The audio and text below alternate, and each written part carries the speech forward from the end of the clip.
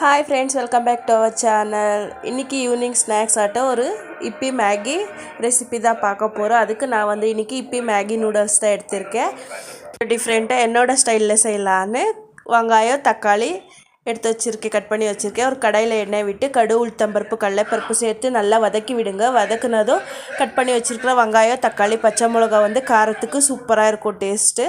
போட்டு மேகிக்கு தேவையான அளவு தண்ணி சேர்த்து கொதிக்க விடுங்க. கொதி வந்ததும் மேகி மசாலா சேர்த்து நல்லா கிளறி விடுங்க. நல்லா கிளறி விட்டதும் எடுத்து வச்சிருக்கிற மேகியை சேர்த்து நல்லா கிளறி விட்டு வேக வச்சு எடுங்க.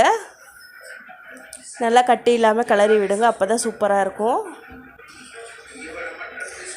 நல்லா வெந்ததும் சுட சுட தட்டில் சர்வ் பண்ணுங்க, சூப்பராக இருக்கும்.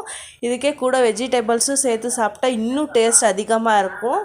யாரெல்லாம் இப்படி ட்ரை பண்ணியிருக்கீங்கன்னு கமெண்ட் பண்ணுங்கள். இந்த வீடியோ பிடிச்சிருந்தா அப்படியே லைக் பண்ணுங்கள்.